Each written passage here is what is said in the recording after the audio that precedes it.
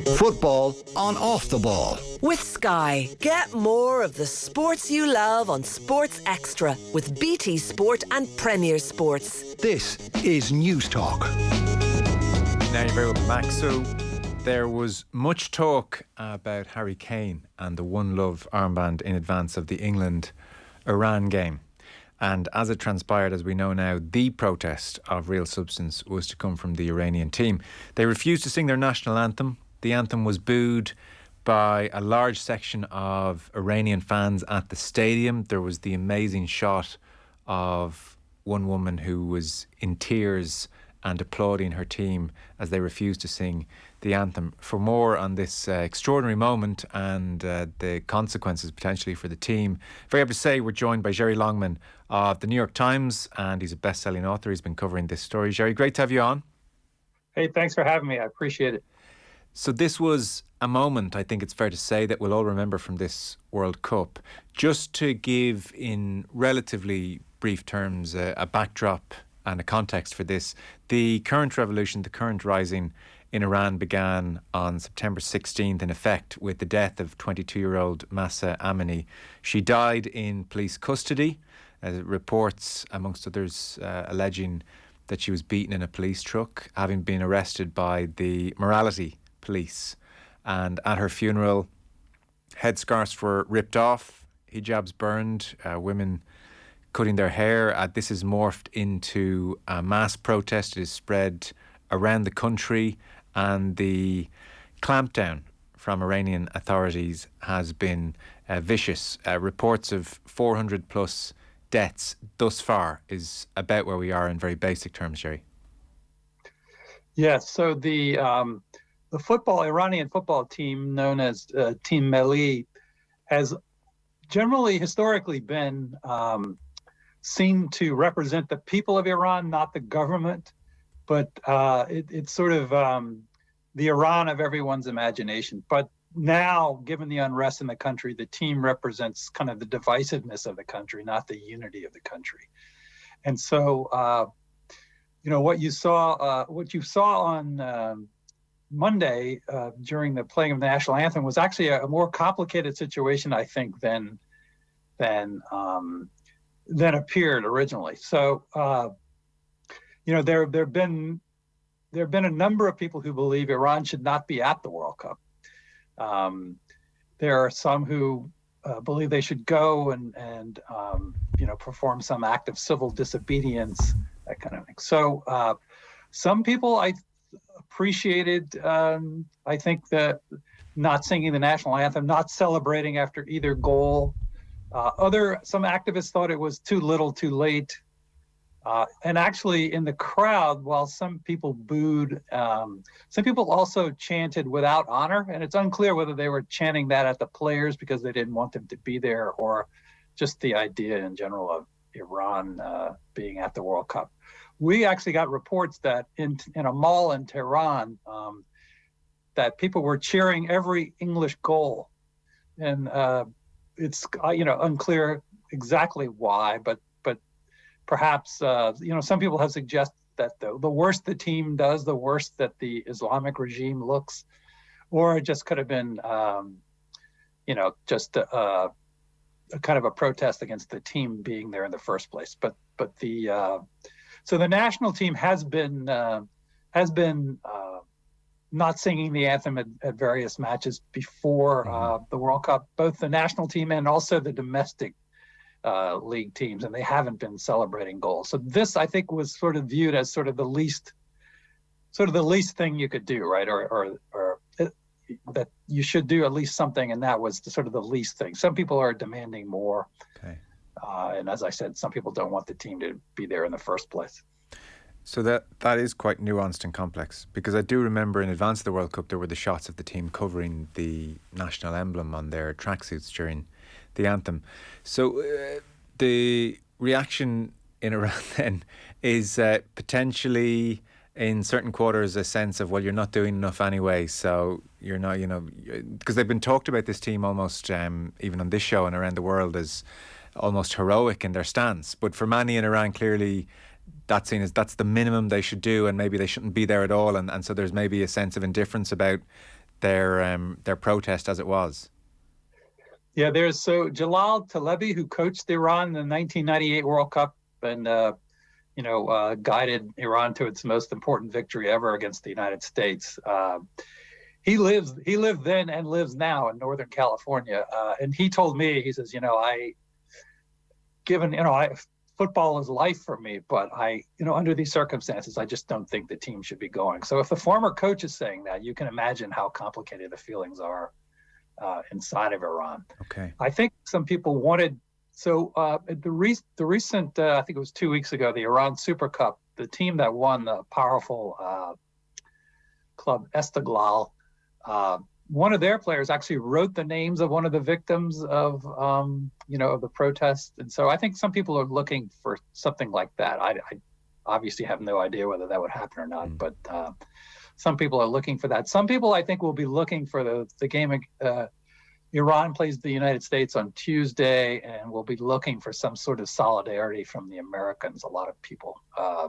And we'll see. I mean, we'll see what happens. Whether it would be wearing some sort of bracelets with the women, life, freedom mantra that has become the mantra of the protest, or some other kind of gesture, maybe also taking a knee as England did.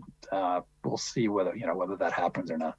Is it possible to deduce how much support the actions of the team has? Because in some respects, whilst I appreciate the point made by Manny and Iran and that former coach from '98 that you mentioned, that they shouldn't be there at all, on the other hand, this has drawn further attention to what's going on in Iran. I think if any nation, I can imagine a Republic of Ireland team, if they were to not sing the national anthem en masse, it would feel significant. Is there no support for, go to the World Cup and make this point in the eyes of the world? I dare say much of the world was struck by this protest on Monday, and they wouldn't have been otherwise if the team, I guess if the team aren't there, that's pretty significant. But there is something maybe to be said for seeing the visuals of a team standing against its own government.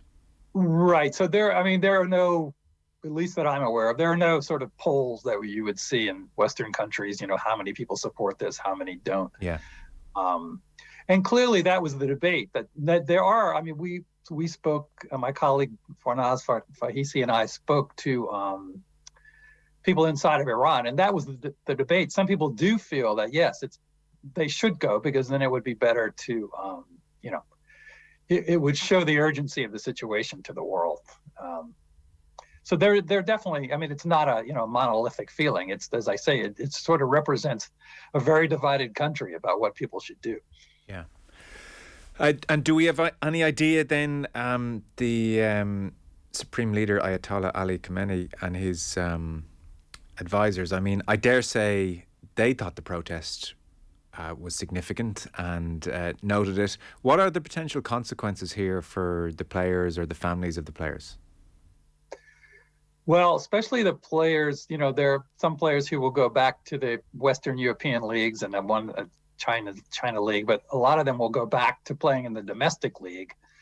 And so, the risk is at the minimum their careers would be disrupted or worse. You hate to be alarmist before something happens, but they do have to take that risk. Although I have to say, in the lead up to the World Cup, the player who was the most outspoken in solidarity for the protest, the forward Sardar Azmoun, who plays in Bayer Leverkusen, he's on the team. There were rumors that Carlos Queiroz, the coach, was pressured by the sports ministry not to include him on the World Cup team, but he's clearly there, and he played in the second half against England. He's been hurt, but and so there, if maybe nothing will be done, maybe of course I have no idea, but maybe the regime would feel that, all right, if we punish these players, that would just further incense the protesters. And so I don't know, but their actions or their non-actions leading up to the World Cup may suggest that. The one thing that's happening sort of inside Iran is that, and they've done this historically. So at this Super Cup match in Tehran a couple of weeks ago, when Esteghlal, the champion team, refused to celebrate afterwards, so they cut the state television cut the live feed. They've done that in other domestic matches in recent years, and crowds chant, "Death to the dictator" and things like that. They've lowered the sound or just cut away. So it seems pretty clear that none of those, the anthem was probably not shown on Monday, and the signs in the crowd were not shown. There was expected to be a delay on state television so they could, get around these protests. Right. It would be interesting to know to what extent word has filtered through about the lack of singing during the anthem. I suspect to some extent or other. I was reading as well, I think it was in your piece, Jerry, as the game unfolded on Monday, Iranian security forces were unleashing heavy gunfire against protesters in a Kurdish town in the west of the country. So there is this absolutely awful backdrop to the World Cup, which continues. The impetus behind the protests as things stand since September, where are we at the moment? So it's, I think it's a combination of, one, wanting to overturn, clerical rule in Iran, and two, also for more personal freedoms for women, including, regular access to soccer matches. I mean, since the late 1990s, women, this movement has been a pace for women to get, regular access to stadiums, and they do have some limited access, but still not what they want. And there's the infamous case a couple of years ago of actually one of the Esteghlal supporters who was arrested for sneaking into the stadium and then set herself on fire outside of the courthouse. I think those are the two aspects: the sort of more personal freedoms, and then actually overturning the theocratic government. And as I mentioned, the clampdown has been severe. We've seen 400 plus reported deaths. So where are we at the moment in terms of the impetus behind the protests? Well, people that I've talked to said that they are going to go on, and that and then evidence that right now would show the crackdown will continue to go on. I mean, no one that I've talked to thinks that the fall of the theocratic government is imminent. I mean, maybe down the road or something, but no one I've talked to has said it would happen immediately. I mean, one of my questions, and I don't know the answer, is whether, so in previous World Cups, at least I think it was the one in Brazil, women were actually allowed into the national stadium in Tehran to watch the match on big screen televisions. And I'm sort of wondering whether that's being permitted this time, whether the government is not allowing large crowds to gather. For instance, when Iran played the United States in 1998, the government actually shut down these sites where they had the big screen televisions and closed the restaurants 2 hours before the match, in apparent fear that that celebration could break out into sort of political protests. Although they did allow the protest, they did allow celebration in the streets afterwards. But my suspicion is they aren't allowing large gatherings, the people during this World Cup to watch matches, given the unrest in the country. Yes, it's quite telling there. When we were talking about the sense as to whether the team were being viewed heroically for what they'd done, or there was a sense of dismay that they hadn't done more. You mentioned it's not like we have polls to measure these things, and you used the word there like suspicion about mass gatherings. We seem to be working in large part off social media videos and pockets of information here and there. It's very difficult to get a definitive picture about what's going on the ground day to day. Yeah, so we actually had a reporter in Tehran in 1998 for the U.S. Iran match, and we don't now. So it's much more difficult to get a real sense of what's going on. What has Carlos Queiroz tended to say over the last month or so when he's asked about the situation?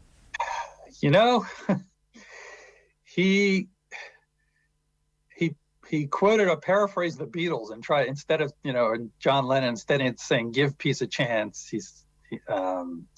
what did he say? He said, "give dream a chance." It seemed sort of tone deaf, like, the peace has become a kind of a nightmare in the country. So he just said, we're trying to show pride in the country, and that. But I think a lot of people thought that was tone deaf.